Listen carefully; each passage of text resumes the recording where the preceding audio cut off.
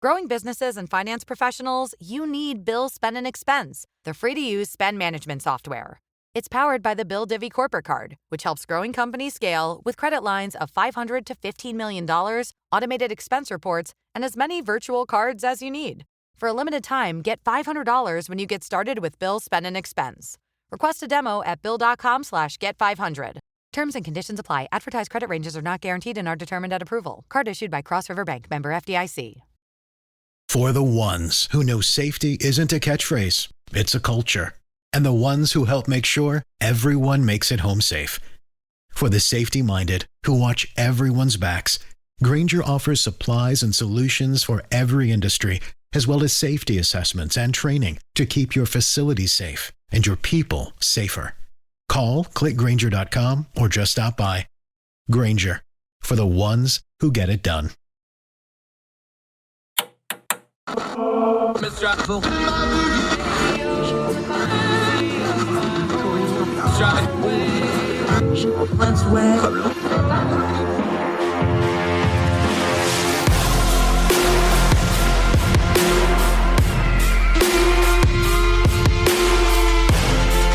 your host, Andrew Donaldson. This is Heard Tell. Welcome back to Heard Tell. Okay, this is going to be fun because I love when you can tie history and policy together into a current event and a current problem. We're going to do that right now. Neetu Arnold is joining us, another of our great Young Voices contributors. How are you, ma'am? Thank you so much for the time today. Yes, thank you for having me. I'm excited about talking about this subject. I am too. She's a senior research associate at the National Association of Scholars. That needs an acronym. I'm just saying. And she's the author of Priced Out: What College Costs in America. But we're going to talk a little policy here. You're in the Wall Street Journal. Great get. Congratulations. Still haven't heard back from them yet. I'm available. The title alone gets my attention on this. A Cold War program gets hijacked. We're going to talk about the National Resource Centers. Let's start big picture before we zoom in on the National Resource Centers, though. This is not a new phenomenon where we have Cold War programs, Cold War policies, frankly, Cold War thinking that has zombified and still lurches forward today, along with some government funding and the bureaucracy that comes with it, is it? No, not at all. And I think this is a perfect example of a program that was conceived under an emergency that has outlived its purpose. And again, with the National Resource Centers, they were founded as a Cold War emergency. This was in the height of the Cold War. Sputnik was launched by Russia, or the Soviet Union, actually. And at the time, Americans did not have sufficient language knowledge or science or mathematics at the time. And so there was a lot of interest from the government to educate Americans in foreign languages, in math, and science. And so that's how this program came to be. And so it was really about specifically for the National Resource Centers, it was about developing language knowledge and expertise on different areas of the world. So far, what I've said here doesn't sound very problematic. It doesn't sound controversial, but over the years, there's been a mission drift for these centers. And what I documented in the Wall Street Journal piece was that a lot of these centers are now focusing on issues that are either unrelated to national security or the topics are not that important and, in fact, sometimes malicious. Yeah, Neetu Arnold joining us. It hits me, staying big picture for just a second before we get into the specifics of the NRC. Everything you just said, you could swap out the Soviet Union and say China, because we've been discussing over and over again. It's like, well, China is so far ahead of us on the intellectual and academic front. They're punting out, and you can pick whichever number you believe, so many more, scientists and so many more of the higher ed people than we are. So on the surface, this is not a problem that has gone away, but that's not what these things are actually doing. And it sounds good. Hey, we need to have more knowledge of the rest of the world. Absolutely. We need to have a strong academic core to pull things like government researchers, things like government diplomats. The concept is good. Where did the concept lose track of what's going on in the real world, especially as the world changed from the Cold War to the War on Terror era to now where we have real world things like the Chinese, where they're an adversary?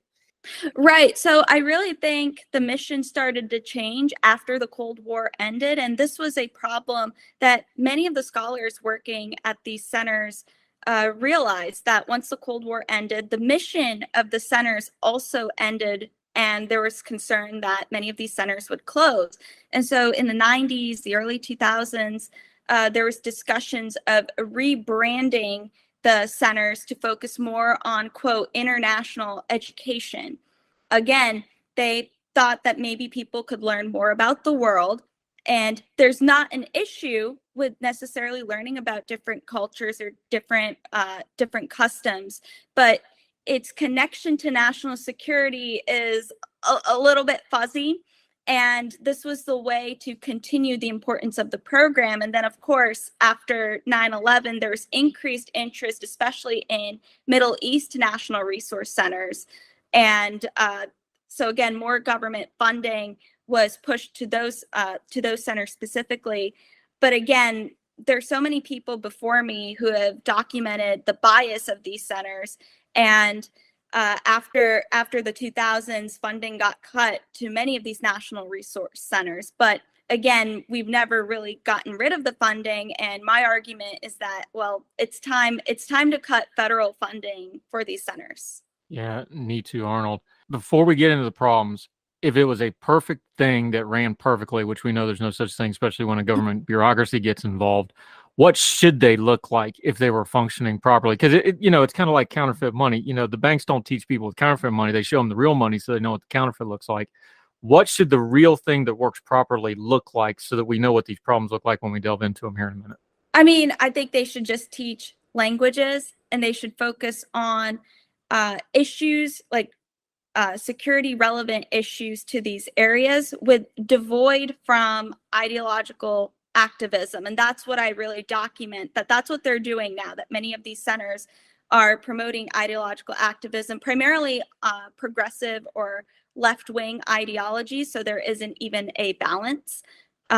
So that's what I would say. It needs to not be focused on ideological activism. Yeah, but this is the reason it's going to have the ideology in it. Let's be honest here. This is going to be a role, the jobs that staff these things. This is going to be very academically heavy. The academic institutions are already leaning to the left for the most part. This is going to be bureaucracy heavy. We know the people in the bureaucracy lean to the left quite a bit. It seems like an inherently built-in problem because, look, we talk about the system and the bureaucracy. Well, the bureaucracy is people. And when you're drawing from that pool of people, just demographically, I'm not even knocking it, just math-wise, that's probably what you're going to get for the most part, right? Well, I don't think so, actually. I think these centers back during the Cold War, during that time, I think there was a lot more objectivity involved in many of the people in the centers. Even if they had one particular view, they were able to teach these subjects without inculcating their own ideologies. So I think it is possible, but we've clearly devolved from that. So in the context of today, I would say it's becoming a lot harder. Why is that? So if it changed, was there a single? Now, obviously, the Cold War ended, so that was a major change. But that was we're pushing 40 years on that now. What changed then that this has become more ideologically, to the left? Why did that change? Did the people change? Was it the circumstances changing? Was it a change in the funding system? What did it? Right. So I think some of it has to do with the people themselves and the normalization of including activism and left-wing ideologies in the coursework. And I think part of the reason is because of the New Left movement, which pretty much rose throughout the 60s and 70s. And many of those people were in college at the time, but now they're adults and they're in these teaching positions. So I would say that's one place for why this activism became involved with or melded with education. I think there's also just more of a focus on oppressor versus oppressed. Those ideologies that have inculcated. And I think some of it also has to do with the funding. So at least for Middle East studies, what I can say is that they started to get more funding this is for certain centers. So this is not for all national resource centers, but for a center at Georgetown, for example, they were looking to foreign funders like those in Saudi Arabia, Oman, many of the other Gulf states, and they have specific interests. So I would say some of that would affect at least what the centers would teach, though I would say nowadays the countries don't necessarily need to tell the centers how to teach these subjects or what views to promote, because the faculty will do it on their own.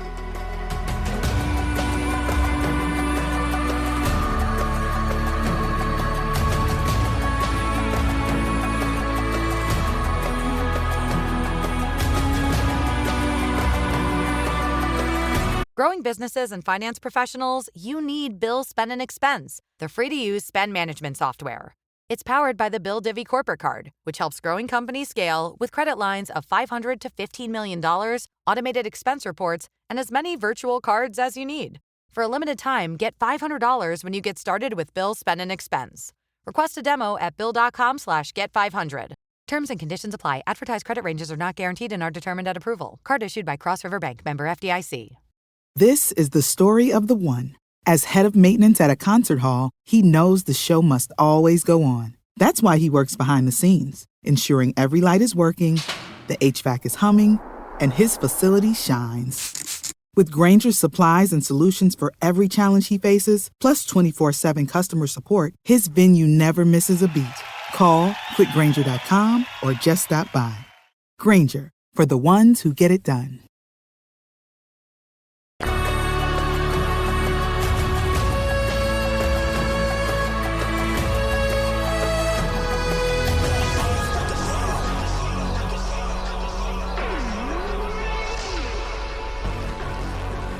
Yeah, Neetu Arnold joining us. Let's look at it this way, too. We're talking about ideologies here.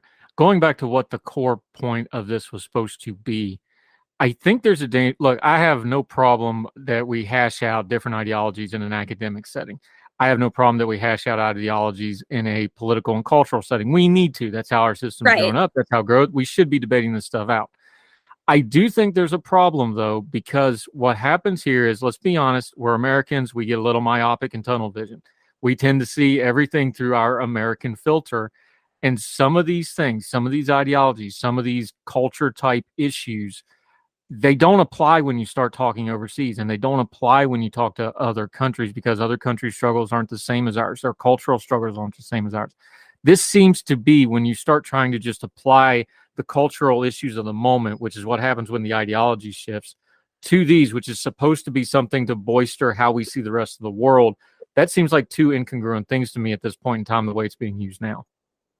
Absolutely. And I think there's a big misunderstanding of what other people from different parts of the world view different issues, and how I don't even want to say how we view it, because I don't think it's everybody in America. I think there are many people in this country who would disagree with the way the academic establishment has gone about these issues. And I thought a good example of what I saw here, this disconnect, was when Stanford University's Latin American Center, which again is supported through federal funds, it receives federal funds, decided to host a webinar on how we could use picture books to promote LGBT advocacy for Latinx.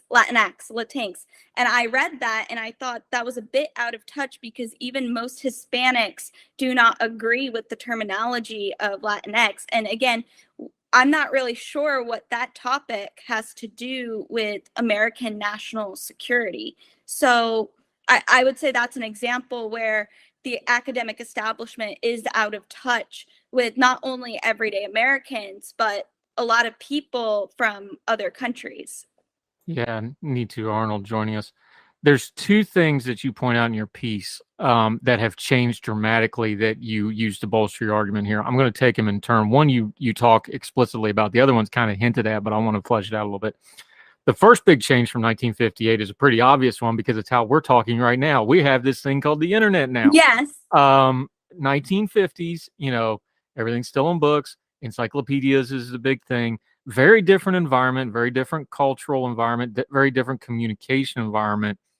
The world is way more integrated. People's knowledge of the world is way more integrated. That's something that hasn't been updated in the way the NRC sees their primary mission, is it? I agree with that. And that's why I say that we're not limited to just the physical classroom or these national resource centers anymore.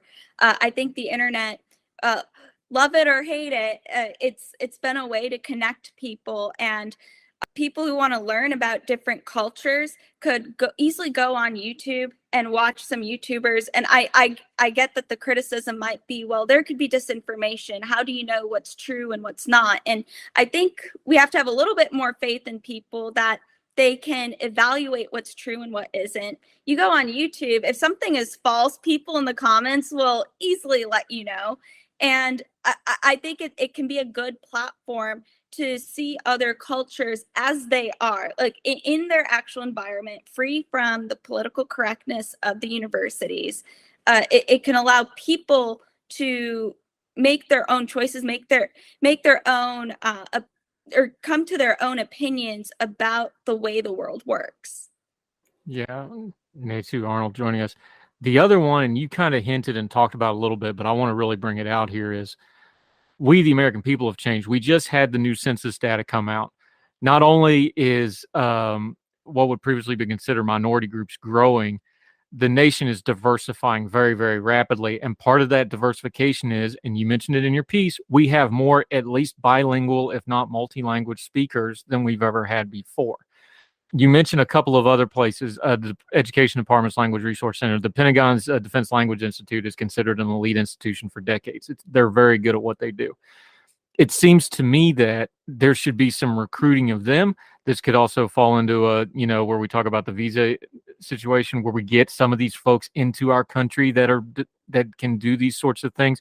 There seems to be multiple ways to address this, especially with a diversifying country, lack of a better term. We can do some of this in-house now, can't we? Yes. And again, I want to bring up some numbers here just to provide more context. So we do have more bilingual speakers in this country than ever before. In 2018, 67 million people were speaking a second language at home. Some of these languages were Hindi, Chinese, Arabic, which are all languages deemed critical by the Department of State. So I want to bring this up again. 2018, 67 million bilingual speakers. This is compared to 2000, where we had 47 million bilingual speakers. So 20 million increase. I think we could draw upon these individuals. I think of people like my parents who are native, or they have native fluency in Hindi. And if you paid them enough to work in these positions, especially during dire times, there would be many people in my community, in other bilingual speaking communities, who I think would easily take that job. So it's just about paying them enough, and the incentive structures should be there. But we're not in this dire situation of the 1950s where we don't have the internet, we don't have that many bilingual speakers across the spectrum of the various languages that exist. We have a lot of options nowadays. So I think the National Resource Centers, they really rely on the narrative that if we got rid of these centers, if we got rid of the funding for them, that we would be thrown into this knowledge crisis, which I don't think that would be the case.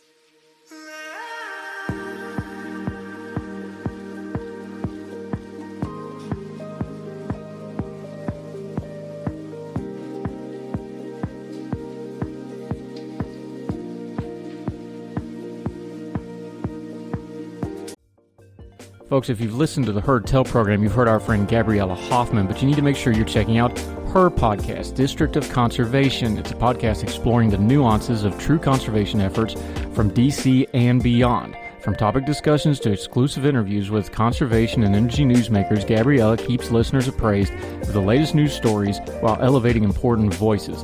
Listen to District of Conservation on Apple Podcasts or wherever podcasts are played.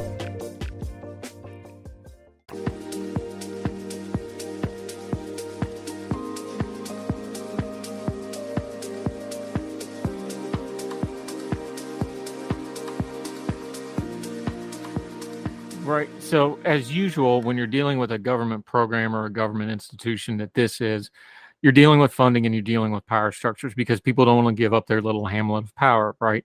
I don't want to put anybody out of a job. That's not what I'm saying.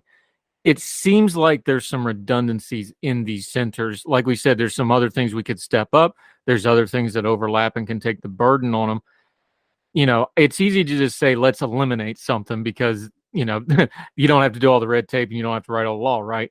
But if you're going to eliminate it, this does seem like a program that can be absorbed into other parts of government, either by expanding other parts of government, expanding where it already overlaps.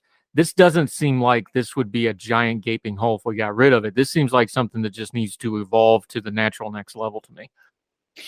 I think it's realistic to assume that we could cut funding or even eliminate the funding for national resource centers, and that's because we've already done it before. In 2010 or 2011, there were major cuts to Title VI funds, which is some of the funds for the national resource centers. I believe it was a 40% cut, which is major for federal programs. And my view is that if we could do it once, we could definitely do it again. And as you say, there are redundancies here. So again, either we cut the funding or some of those funds could just go to other departments, but there is no reason to have these redundant institutions, especially when they are not teaching things that are relevant to national security. Yeah, Neetu Arnold joining us. Let's go back to big picture where we started after going through, policy stuff and bureaucracies. You got to wade through a little mess to get through and people's out. Let's go back big picture for a second, because I think it's a fair criticism that the worldwide literacy of the average American is probably not where it should be, as far as, our place in the world, how the rest of the globe does things, how other cultures do things. I think that's a fair criticism. I am an American. I love my country, but I've also lived overseas, so I've got to see it from that side looking back in. I think that's a fair problem. What would be a good way to address this, not just bureaucracy-wise, because that's always going to get took over and you get mission creep like you talk, culturally, the way we deal with our social media, the way we deal with intaking information. We already talked about it. We have the internet. We can look up anything at any time instead of just, doing cat pictures and yelling at DC. What's some things that the average person can do on their own to raise their worldwide literacy, for lack of a better way to put it, which is actually the core value of what this was doing in the 50s was, hey, we as a country need to pay better attention to our place in the world. What can we do individually to just go ahead and do that on our own now? I mean, I would say, maybe this is just my view on this. From the people I've spoken with, I actually think they know quite a bit about the world, and there's a lot less understanding of the way things work here in America, whether that be the way our government works. For example, I work on student loans, the issue of student loans, and there are many people who don't realize that federally backed student loans, that's paid by the taxpayers. That connection isn't clear, and there's a lot of lack of understanding even about our own history in this country. Whereas I see a lot of people and they seem to know something about another place or the food of another culture, because we have a lot of that here in America. So I do think some of this just starts from, in K through 12 education, having better reading education. Part of learning about other regions in the world requires knowing how to read, and because you can read a lot of these things in books, on the internet, watching YouTube videos. I think YouTube is a great tool for this, where people talk about their experiences traveling to other parts of the world, and even people from other parts of the world will comment about their experiences. So I do think it's about having a stronger K through 12 education system and just more reading. Yeah, and I think this is one of those things where we bash the internet and we talk about all the kids are always online and stuff. Look, my two youngest are teenagers right now. I'm telling you, they're way smarter than I was, and they know more. And yes, there's a lot of silly on TikTok, but there's also stuff on there that piques their interest, and they go look it up and dig into it further. Cultural stuff. So I think this is partially a cultural change that, and our government is always slow to adapt to cultural change. But yeah, the generation coming up next, my kids' generation, they got no problem. If you tell them something, they go look it up and fact check you on the spot. So I think some of that might be coming. Just to put a cap on this, you wrote about the National Resource Center. We're going to put the piece up in the links. Wall Street Journal. Read the whole thing for yourself. She also has quite a few links in there that you need to click through. A lot of data on there. Read it. Make up your own mind, like we already said. which would be the fix with this? Would this be a administrative fix with the bureaucracy? Would there need to be a piece of legislation? If we were going to pare down and or eliminate this and or fold it into other programs and somehow do it that way, what's the remedy here? Is it administrative? Is it legislative? What do you think? I think it's more legislative. That's what's been done previously, so I would think that's where the change would need to be. Obviously, in the shorter term, if we can't just eliminate federal funding for national resource centers, then the Department of Education should strip funding from centers, so individual centers that are not meeting the national security needs. They're either distracted, they are presenting, they're misusing funds for topics that are not even related to national security. That is something the Department of Education could do. Neetu Arnold.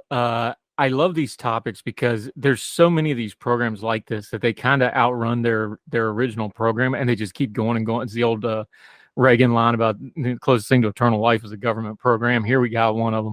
Could be useful, needs to be looked at and dealt with. We appreciate it when you bring things like this to our attention.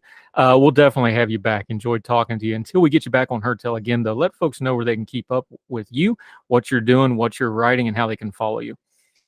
Yes, well, thank you for having me on. And to follow my work, you can either visit the National Association of Scholars website, which is www.nis.org,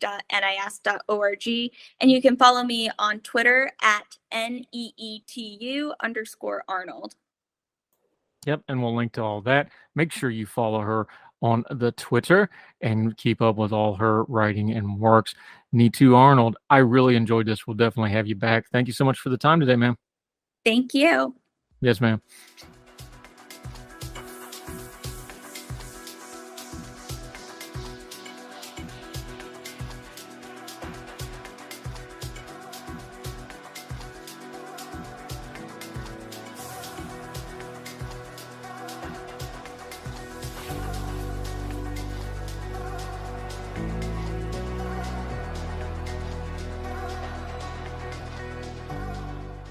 Brace yourself for something fuel nominal. Unleaded 88 is the clear fuel choice. It's cheaper, cleaner, and greener. And it's grown by Iowa corn farmers. Now that's totally worth the hype. So pump it up with Unleaded 88.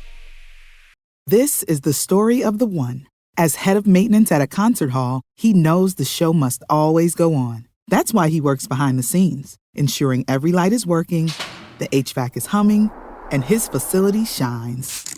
With Grainger's supplies and solutions for every challenge he faces, plus 24/7 customer support, his venue never misses a beat. Call quickgrainger.com or just stop by. Grainger, for the ones who get it done.